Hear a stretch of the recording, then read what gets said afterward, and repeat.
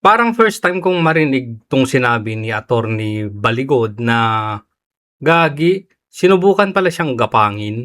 Sinubukan pala siyang taniman ng witness na konektado din kay Saldico at kasama ng mga 18 Marines. Buti na lang nahalata niya, ha? Paano kaya ginawa itong tanim witness para masira itong si Attorney Baligod at masira din ang kredibilidad ng mga 18 Marines. At grabe pala yung mga may mga nagmamanman pala talaga sa mga 18 Marines. O, umpisahan natin dito, ha. Balikan ko lang yung sinabi mo. Yung sundutan ko lang. Nabanggit nyo rin po nung nakaraang press con na meron 14 na sundalo pa ang lalabas. Kaya nga nanginig.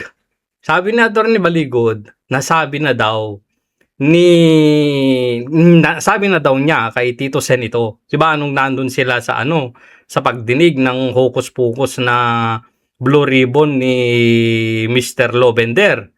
Nagkita pala sila ni Tito Soto. At nagpakita daw ng mga konting mga ebidensya kay Tito Sen at nabanggit na nga niya itong 14 na pwede pang lumabas bilang mga testigo at tila ng mutla si Tito Sen. Tuloy. Sila na ho ba ang i-represent nyo sakaling magkaroon na uli ng pagdinig sa ilalim ng Cayetano Marcoleta Blue Ribbon Committee? Hindi pa ho dahil alam nyo sa nangyayari ngayon, katulad nung pinagbibintangan kami na we are endangering the security of the Senate, no? Pangalawa, makita nyo naman yung galaw ni NBI, no? And NBI is hindi maaasahan when it comes to honesty and impartiality. You Gogi, nungaling ka daw, in short, matibag. cannot depend or rely on matibag, no? Very obvious 'yan. At hindi lang po alam siguro ng mga kababayan natin kung ano yung mga nangyayari actually sa mga sundalo na halos araw-araw ay may nagpukunwari na naghahanap sa kanila. Lo, gagi, ginagawa talaga lahat para mapigilan. May naka-face mask, etc. No? Pati barangay officials minsan ginagamit para magtanong kunyari sa bahay ng kamag-anakan nila, etc. Marami pong kwan. Ang gusto nilang matunton para siguro kausapin. Para kagaya ni Gutesa natakutin tapos mag-recant. Maraming pressures, maraming subtle threats, no? Yung sinabi na lang ni Gary Alejano, yung classmate Gagi, Gary Alejano, yung body ni Trillanes yan ni Sunny Trillanes sabi ko na naalala ko ba yan yung kalbo yata yan di ba? na merong subtle threat, no?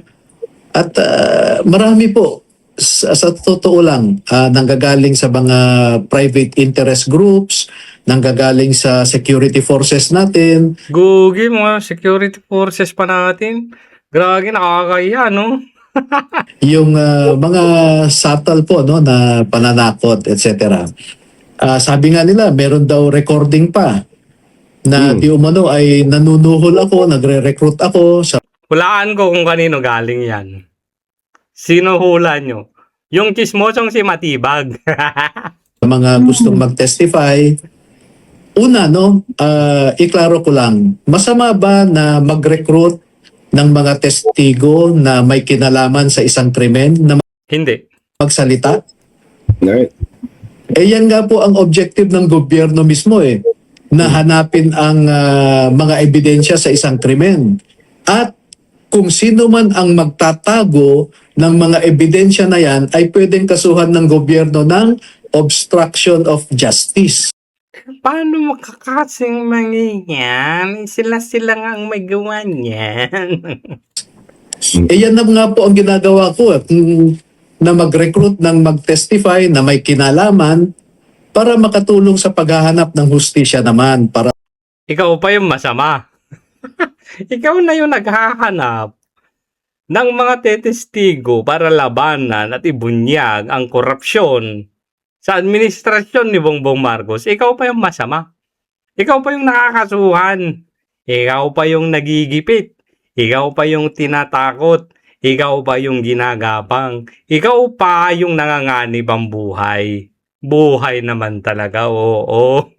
Sinong gumagawa ng mga yan? Siyempre, yung mga nasa gobyerno na ayaw mabunyag ang kanilang mga katarantaduhan. Imagine, gobyerno na sila dapat ang nangunguna o yung mga senador, congressman, DOJ, ombudsman, NBI, sila dapat yung nangunguna at naghahanap ng mga testigo para mapanagot ang lahat ng sangkot. Pero sila pa yung nagko-cover up, di ba? Kakabwisit lang eh. Halatang halata eh. Para sa pinakamalaking nakawan, no, sa kaban ng bayan. Pangalawa, sinasabi niya may recording na nanunuhol ako. Again, kung sakaling totoo na nanunuhol ako, private individuals po kami no? Wala pong krimen dyan. Pero Ganun pala yun. wala pong panunuhol. Hindi ko alam kasi siya yung abogado eh. Kaya gusto kong ilabas niya yung sinasabi niyang recording. Kasi sa totoo lang, meron po silang pinadala sa akin na 5 tao. Ito na yung tanim witness. Sino kaya? Na dati ring tao ni Saldico na Oh. alam ko naman na tao nila. Pero Pero paano mo nalaman? Paano mo nahalata? tumawag at sinabi, sir, gusto rin naming sumama sa iyo. O sige, magkita-kita tayo, kako. Alam niyo po, ang unang tanong nung isa doon, ang sabi niya, attorney, bago tayo mag-umpisa, diretsahan na tayo. Magkano ba ang ibibigay mo sa amin? Para huliin na nanunuhol o bumibili ng mga witness. Pera kapalit ng testimony, ganon. May recording daw. Sabi ni yung chismoso. 'Di ba? Baka yun yung recording. Kumagat kaya si Attorney Baligod. Sabi niya. Ang loko, nagre-record, no? Nagre-record. Planado, tanim witness para masira ang kredibilidad ni Attorney Baligod. Kaya ilabas po nila yung recording dahil ang sagot ko po sa kanya, pasensya ka na dahil hindi ako namimili ng prinsipyo. Sige, labas mo nga. May na. Meron ng tawag dito, meron ng permission sa ni-record. Ilabas nyo daw. Sige nga, ilabas mo nga. Sige, ilabas mo nga kung ikaw yung nananakot, may recording, may permission na, ilabas mo na. Ang magkaalaman na kung sino yung mabubunyag na mas lalong sinungaling. Pero Kaya, alam niyo kung pain yung mga yon sa inyo? Alam niyo na po. nung una ay hindi kasi nagsabi sila ng kwento eh. Actually, merong isa sa kanila na nagbigay pa nga ng ebidensya, mga May ebidensya pang ibinigay. Ano yung ebidensya? Hold your horses, kapit sa upuan. litrato. Mm. Nagbigay siya sa akin ng litrato na, sir, kilala ko yan si Mr. Erwin Tulfo. Patay tayo dyan. Bakit? Ano ba yun? Ito nga, picture naming dalawa sa opisina niya sa Yung mga tauhan ni Saldi ko nasa opisina ni Erwin Tulfo. May picture pa. Loko. sa loob mismo ng opisina ng congressman. So, marami pa po siyang ibinigay. Marami pang ibinigay. Loko, Erwin Tulfo. Manginig na itlog mo dito. Ibinigay nga niya yung affidavit na pinirmahan niya at saka yung isang kasamahan niya para ipakita. Sir, ito, pinilit kami rito na pumirma. Makikita mo, lukot yan dahil binibidyohan nila ako nung pipirmahan ko kaya tinapon ko pa sa kanila ito. So marami pa ho siyang binigay. Actually, may mga videos and pictures na binigay siya, no? May video pa. Yung mga yon, pain pala yon para magtiwala. si Attorney Baligod. Pero, So nung una, akala ko naman ay seryoso siya. Pero nung kasama na niya yung additional na 4, so isa lang yung una pala. Siguro yun, okay yun, no? Siguro okay yun. Pero nagdala pa ng 4. Lalalalalalala. ayun po kaagad ang tanong nila sa akin, no? Magkano ba ang ibibigay mo sa amin? Kaya sabi ko, hindi ako namimili ng prinsipyo. Kaya malakas po ang loob ko na magsabi na ilabas ni Matibag yung record. Si Matibag pa rin naman na naman, oh. Si Matibag na naman, oh. Wala ka talagang credibility. O ilabas mo daw. Hinahamon ka na, oh. Binibigyan ka ng permiso, oh. Ilabas mo na. Wag yung sinasabi mo sa publiko nga, meron akong ngani na recording na namimili ng prinsipyo si Baligod. O ilabas mo daw. Ilabas mo. O basag ka pag hindi mo nalabas to. Talagang sinungaling na chismoso ka na, Matibag. Ang simpleng basagin si Matibag, no? Meron siyang sinasabi, o ilabas mo ngayon, meron akong video ganito, ganyan. O sabi nung recording, sabi nito, o sige, ilabas mo. O, di ba? Tapos meron naman, sabi po ng merong nagbayad daw si Mike Defensor ng 5 million. Ito yung affidavit. Nung binigay nung affidavit, redacted. May mga tinagong mga impormasyon.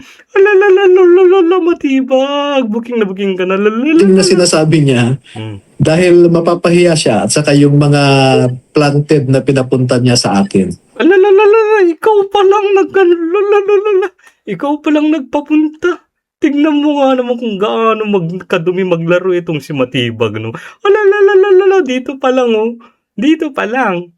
Sobrang halata na may pinagtadakpan ka.